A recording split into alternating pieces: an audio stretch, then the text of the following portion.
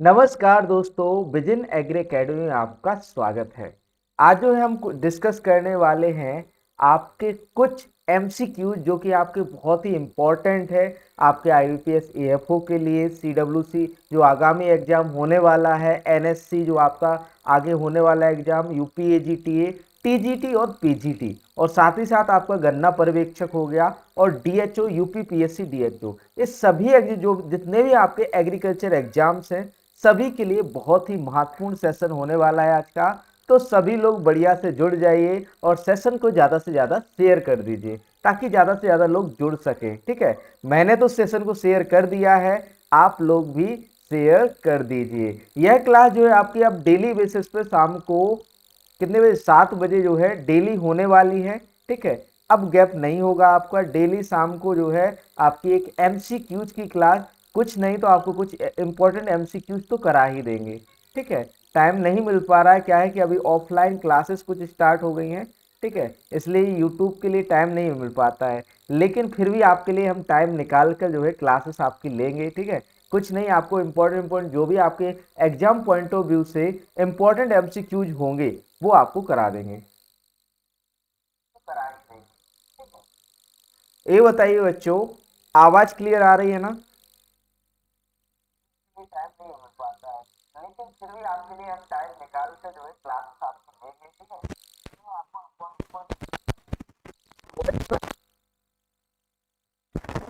साथ थोड़ी सी आवाज आ रही है, वो क्या है कि कंप्यूटर के साथ एक मतलब कि एक तरह से कंप्यूटर की आवाज होती है वो, तो इस वजह से हम उसे दबा भी नहीं पा रहे हैं, तो थोड़ा सा आप लोग एडजस्ट करिएगा। शुरू करते हैं आज की क्लास को।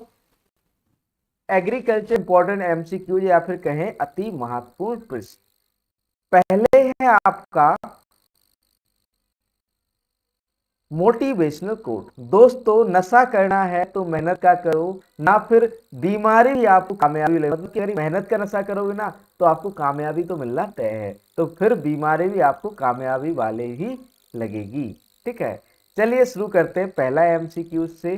फर्स्ट क्वेश्चन है हमारा, मक्का का उत्पत्ति स्थान क्या है? ऑप्शन ए उत्तरी अमेरिका, ऑप्शन बी मध्य अमेरिका, ऑप्शन सी उत्तरी अफ्रीका, ऑप्शन डी दक्षिण अमेरिका।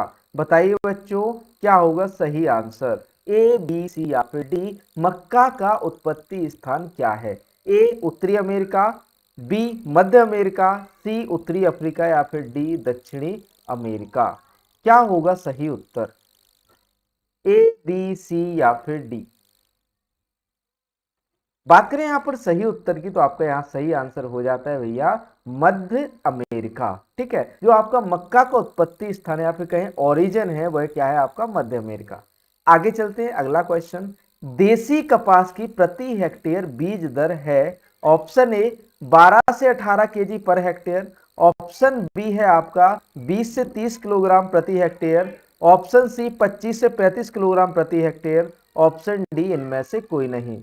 बताइए आंसर क्या होगा? ए, बी, सी या फिर डी? देसी कपास की प्रति हेक्टेयर जो बीज दर होती है वो कितनी होती है? बात करें यहाँ सही उत्तर की तो यहाँ पर सही उत्तर आपका हो जाता है क्या? 12 से 18 केजी पर हेक्टेयर। ठीक है, 12 से 18 केजी प्रति हेक्टेयर जो है देसी कपास की क्या होती है? बीज दर होती है। आगे चलते हैं, अगला क्वेश्चन। एबेलोमोस्कस एस्कुलेंटम किस पादप का वानस्पतिक नाम है? एबेलो एबेलमोस्कस एस्कुलेंटम किस पादप का वानस्पतिक नाम है? ऑप्शन ए है पत्ता गोभी, ठीक है, ऑप्शन बी है फूल गोभी, सॉरी फूल गोभी, ऑप्शन सी है गांठ गोभी या ऑप्शन डी भिंडी। तो बात करें एबेलोमोस्कस एस्कुलेंटस की तो यह जो है किसका साइंटिफिक नेम है? आपका भिंडी का साइंटिफिक नेम है। ठीक, आगे चलते हैं, अगला प्रश्न है, सरसों का फल होता है? ऑप्शन ए पोम प्रकार का, ऑप्शन बी सरस, option C berry, option D siliqua. तो सरसों सरसों का जो फल प्रकार होता है वो कैसा होता है भैया? सिलिकुआ। ठीक है, सिलिकुआ प्रकार का होता है, तो ऑप्शन डी यहां पर सही उत्तर हो जाता है। आगे चलते हैं, अगला प्रश्न है आपका क्वेश्चन नंबर 5 है, सफेद लट या फिर कहें व्हाइट ग्रब किस फसल का मुख्य कीट है? ऑप्शन ए सोयाबीन, बी मूंगफली, सी सरसों या डी अलसी। जो सफेद लटे या फिर व्हाइट ग्रब है किस फसल का प्रमुख कीट है? ए सोयाबीन, बी मूंगफली, सी सरसों या फिर डी अलसी। जल्दी से आंसर कीजिए, क्या होगा यहाँ पर सही उत्तर? ए, बी, सी या फिर डी। बात करें यहाँ सही आंसर की, तो यहाँ सही आंसर आपका हो जाता है बच्चों क्या? मूंगफली। ठीक है, यहाँ पे आंसर जो व्हाइट सफेद लट है या व्हाइट ग्रब है किस फसल का प्रमुख कीट है? यह मूंगफली का प्रमुख कीट है या फिर कहें ग्राउंड नट का। ठीक है, ग्राउंड नट का जो है प्रमुख कीट है या फिर कहें मूंगफली का प्रमुख कीट है। आगे बढ़ते हैं, अगला प्रश्न प्रश्न नंबर 6 है, सूरजमुखी के पौधे का फूल सूर्य की तरफ मुड़ने का कारण है। मतलब जो आपका सनफ्लावर का फ्लावर होता है, ठीक है, वो सूर्य की तरफ मुड़ जाता है, तो उसका कारण क्या है? ऑप्शन ए ऑक्सीजन सांद्रता, ऑप्शन बी अधिक नाइट्रोजन, ऑप्शन सी अधिक लचीलापन, ऑप्शन डी अधिक फास्फोरस। तो बात करें यहाँ सही उत्तर की बच्चों, तो यहाँ सही उत्तर आ जाता है आपका ऑक्सीजन सांद्रता। यहाँ पर ऑक्सीजन सही नहीं लिखा हुआ है, ऑक्सीजन इस तरीके से लिखा होना था, ऑक्सीजन। ठीक है, ऑक्सीजन की सांद्रता के कारण जो है आपका मतलब कि फूल क्या होता है इसमें कि फूल की और इसका मतलब कि ऑक्सीजन की सांद्रता अधिक होती है फूल फ्लावर में इसके सूरजमुखी की। ठीक है, तो इस वजह से ये क्या कहता है कि सूर्य जिस तरफ जाएगा उसी तरफ सनफ्लावर का जो फ्लावर होता है मुड़ जाता है। किसके कारण? ऑक्सीजन की सांद्रता के कारण। ठीक है, आगे चलते हैं, अगला प्रश्न है, अलसी के तेल में प्रोटीन प्रतिशत होती है? ऑप्शन ए 20%, ऑप्शन बी आपका 25% है, ऑप्शन सी है 30%, ऑप्शन डी 30%। बताओ आंसर क्या होगा? ए, बी, सी या फिर डी। बात करें अलसी में प्रोटीन प्रतिशत की, तो वह होती है आपकी कितनी प्रोटीन? 36% प्रोटीन पाया जाता है, यानी कि ऑप्शन डी यहाँ पर सही आंसर हो जाता है। अलसी के तेल में प्रोटीन प्रतिशत होता है कितना? 36%। आगे चलते हैं, अगला प्रश्न है आपका, सरसों के लिए प्रयुक्त खरपतवारनाशी, मतलब जो आपका सरसों की फसल है उसमें कौन सा खरपतवारनाशी या बीडी साइड या फिर कहें हर्बिसाइड प्रयोग किया जाता है?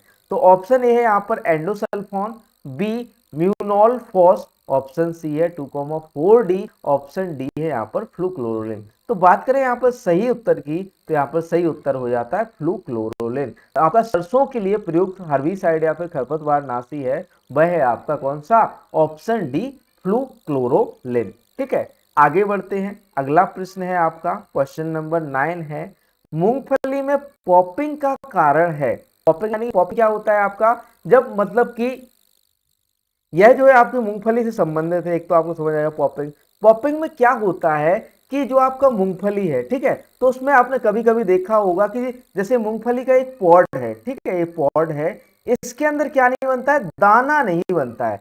कभी कभी मूंगफली के अंदर क्या नहीं बनता है? दाना नहीं बनता है। तो इस टर्म को क्या कहते हैं? पॉपिंग कहते हैं। यह जो है आपको मतलब कि मूंगफली के अंदर दाना क्यों नहीं बनता है? क्योंकि कैल्शियम की कमी हो जाती है। ठीक है, जो आपकी पॉपिंग की प्रक्रिया होती है वो किसके कारण होती है? आपकी कैल्शियम की कमी के कारण जो आपका मतलब कि पॉड के अंदर या फली के अंदर जो दाना नहीं बनता है उसे हम क्या कहते हैं? पॉपिंग कहते हैं। तो मूंगफली में पॉपिंग का कारण क्या है भैया? कैल्शियम की कमी। ठीक है, आगे बढ़ते हैं, अगला क्वेश्चन, यहाँ पर कैल्शियम की कमी, ऑप्शन सी जो है सही उत्तर हो जाता है। आगे चलते हैं, अगला प्रश्न प्रश्न नंबर 10 है, सोयाबीन की बीज दर है केजी प्रति हेक्टेयर में? ऑप्शन ए 40 से 50 केजी प्रति हेक्टेयर, ऑप्शन बी है 45 से 55 केजी प्रति हेक्टेयर, या फिर आपका ऑप्शन सी 70 से 80 केजी प्रति हेक्टेयर, या फिर भैया आपका ऑप्शन डी 60 से 65 केजी प्रति हेक्टेयर। तो बताओ जो सोयाबीन की प्रति हेक्टेयर बीज दर है वह कितनी है? ए, बी, सी या फिर डी। बताइए क्या होगा सही उत्तर। बात करें यहाँ सही आंसर की, तो यहाँ सही आंसर आपका हो जाता है ऑप्शन सी 70 से 80 केजी प्रति हेक्टेयर। तो सोयाबीन की बीज दर क्या होती है भैया? 70 से 80 केजी प्रति हेक्टेयर। ठीक है, आगे बढ़ते हैं, अगला प्रश्न प्रश्न नंबर 11 है, जैव प्रौद्योगिकी प्रौद्योगिकी यहाँ पर ता नहीं होना चाहिए, जैव प्रौद्योगिकी द्वारा विकसित सरसों की किस्म है? ऑप्शन ए Pusa Jai Kisan, option B Pusa Kalyani, option C NRC HB 506, option D है T59।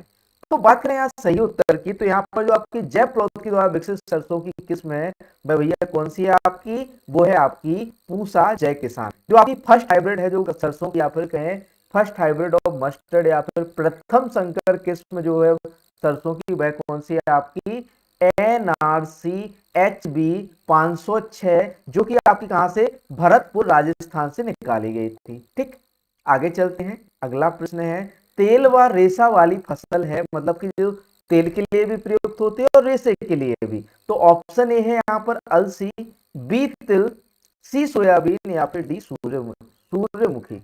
सॉरी, यहाँ पर सूर्यमुखी होना चाहिए था। ठीक है, तो सूर्यमुखी बताइए। ए लिनसीड, बी सिसम, सी आपका सोयाबीन है, डी आपका सनफ्लावर है। तो तेल और रेशे के लिए प्रयोग किए जाने वो है आपकी अलसी। अलसी या लिनसीड का प्रयोग आपका ऑयल और फाइबर पर्पस दोनों के लिए किया जाता है। किसका, लिनसीड का। ठीक है, आगे चलते हैं। अगला प्रश्न है प्रश्न नंबर 13। प्रश्न नंबर 13 है, सूरजमुखी के तेल में सर्वाधिक कौन सा अम्ल होता है? Option A sinigrin, option B linoleic अम्ल, ऑप्शन सी एसिटिक अम्ल, ऑप्शन डी पोमेटिक अम्ल। बात करें यहाँ सही उत्तर की बच्चों, तो यहाँ सही आंसर आपका हो जाता है क्या, लिनोलिक अम्ल। सूरजमुखी के तेल में सर्वाधिक कौन सा अम्ल होता है? लिनोलिक अम्ल होता है। आगे बढ़ते हैं। अगला प्रश्न है, सोयाबीन अनुसंधान निदेशालय स्थित है, या फिर कहें डायरेक्टरेट ऑफ सोयाबीन स्थित है? Option A Jabalpur, B Jhansi, C Lucknow, या फिर डी इंदौर। बात करें यहाँ सही उत्तर की, तो यहाँ पर सही आंसर आपका हो जाता है बच्चों ऑप्शन डी इंदौर। ठीक है, तो ऑप्शन डी इंदौर यहाँ सही आंसर हो जाता है। जो आपका सोयाबीन अनुसंधान निदेशालय है, डायरेक्टरेट ऑफ सोयाबीन रिसर्च कहाँ पे आपका, इंदौर के अंदर स्थित है। ठीक है, आगे बढ़ते हैं।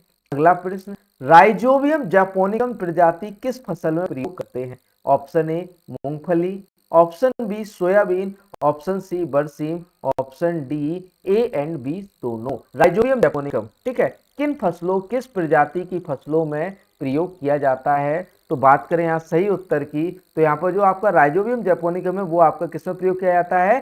सोयाबीन में प्रयोग किया जाता है। तो यहाँ पर ऑप्शन बी सोयाबीन सही आंसर हो जाता है। ठीक है, आगे चलते हैं। अगला प्रश्न, सुनहरी क्रांति का संबंध है ऑप्शन ए फल उत्पादन से, ऑप्शन बी मछली उत्पादन से, ऑप्शन सी आलू उत्पादन से, ऑप्शन डी दूध उत्पादन से। तो आपकी सुनहरी क्रांति या फिर कहें गोल्डन रेवोल्यूशन, सुनहरी क्रांति कौन सी है? Golden revolution, golden revolution. अगर कि आपको सेशन अच्छा लग रहा है ना, तो सब्सक्राइब जरूर करिए चैनल को। अगर आप न्यू है, अगर ये आपने पहले से सब्सक्राइब कर रखा है तो लाइक जरूर कर दीजिएगा, और ज़्यादा से ज़्यादा सेशन को शेयर जरूर कर दीजिएगा। ठीक है, विजन एग्री अकेडमी जो भी आपके संबंध मतलब कि अच्छे अच्छे क्वेश्चन रहेंगे वो सारे के सारे लाएगी। ठीक है, ये अभी थोड़े से बेसिक क्वेश्चन है, जनरल से उठाए हुए क्वेश्चन है ये। ठीक है, इसलिए थोड़े से इजी लग रहे हैं। कल आपको थोड़ा सा हार्ड लेवल, थोड़े मतलब कि जैसे आपका एएफओ में आता है। ठीक है, ये नॉर्मली आपके स्टेट एग्जाम में पूछे जाते हैं क्वेश्चन। ठीक है, तो सुनहरी क्रांति का संबंध किससे है? आपका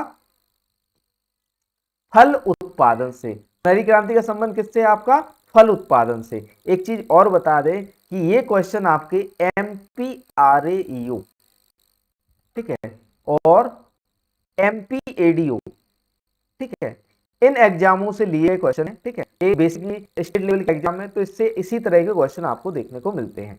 ठीक है, आपके जो भी यहाँ पर क्वेश्चन कराए जाएंगे वो किसी ना किसी एग्जाम से लिए गए क्वेश्चन ही होंगे यहाँ पर। ठीक, आगे चलते हैं।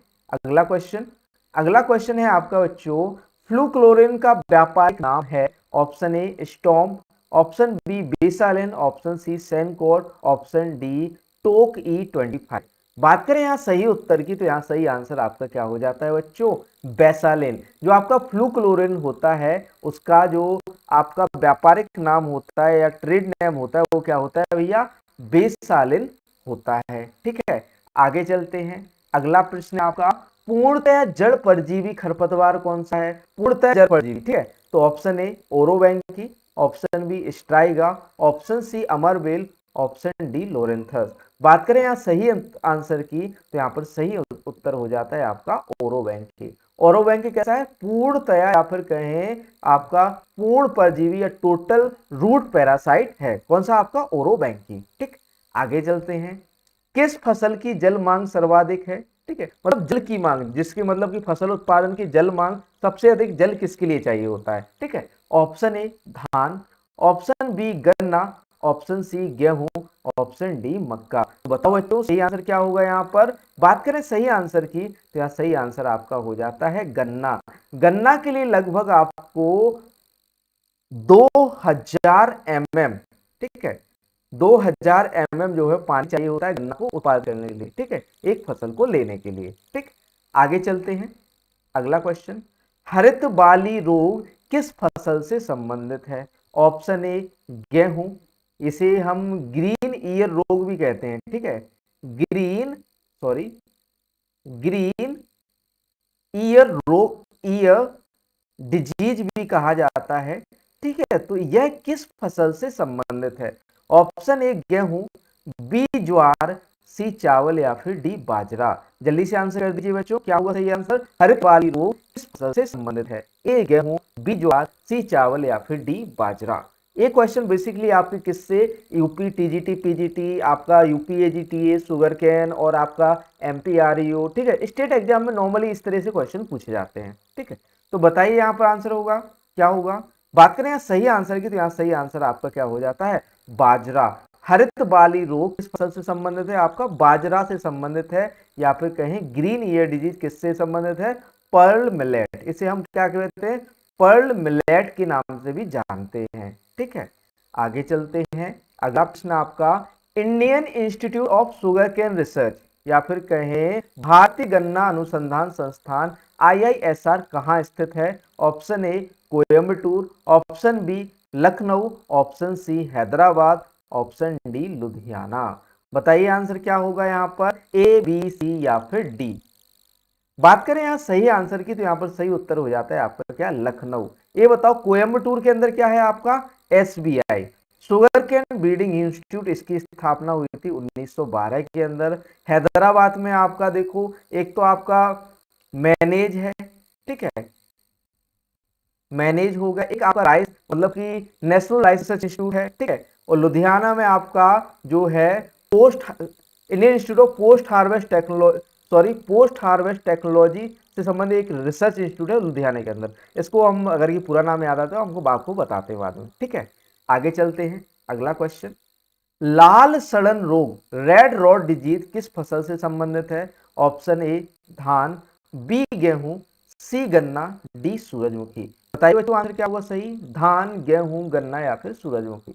बात करें सही उत्तर की तो यहाँ सही आंसर आपका हो जाता है भैया गन्ना। जो आपका रेड रॉड डिजीज है वो किससे संबंधित है, आपकी गन्ना से संबंधित है। आगे चलते हैं, अगला प्रश्न, प्रश्न नंबर 23 है, कैमल क्रॉप किस फसल को कहा जाता है, या फिर ऊंट फसल या फिर डिजर्ट फसल किसे कहा जाता है। ऑप्शन ए ज्वार, बी बाजरा, सी बरसीम या फिर डी धान। बताइए आंसर क्या होगा, ए बी सी या फिर डी। कैमल क्रॉप किस फसल को कहा जाता है, ए ज्वार, बी बाजरा, सी बरसीम या फिर डी धान। बात करें यहाँ सही आंसर की तो यहाँ सही आंसर आपका क्या हो जाता है, ज्वार। कैमल क्रॉप किसे कहा जाता है, ज्वार को कहा जाता है। आगे चलते हैं, अगला क्वेश्चन है आपका, तिल किस कुल से संबंधित है, या जो आपका सिसमम है, सिसेमम है, वो किस फैमिली से संबंधित है, किस कुल से संबंधित है। Option A poaceae, B leguminosae, C compositae या फिर डी पेडलिएसी। बात करें तिल की या सिसमम की तो यह आपका किससे संबंधित है, आपका पेडलिएसी से संबंधित है। इसका जो बॉटनिकल नेम होता है वो होता है सिसेमम इंडिकम। ये आपका सी नहीं होगा नेहा जी, यहाँ पर आपका पेडलिएसी, ऑप्शन डी सही है, ठीक है। सिसमम इंडिकम जो है इसका साइंटिफिक नेम होता है, बॉटनिकल नेम होता है, और यह पेडलिएसी फैमिली से संबंधित है।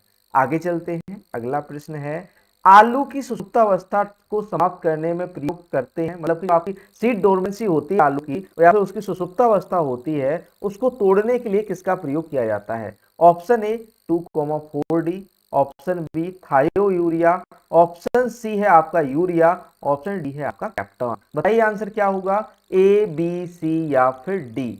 आलू की सुसुप्तावस्था समाप्त करने में प्रयोग करते हैं ए 2,4-D, बी थायो यूरिया, सी यूरिया या फिर डी कैप्टन। बात करें सही आंसर की तो यहाँ पर सही आंसर आपका क्या हो जाता है, थायो यूरिया। थायो यूरिया का प्रयोग किस लिए किया जाता है, आलू की सुसुप्तावस्था को तोड़ने के लिए या फिर डोरमेंसी को तोड़ने के लिए किसकी, आपकी पोटैटो की। ठीक है, आगे चलते हैं।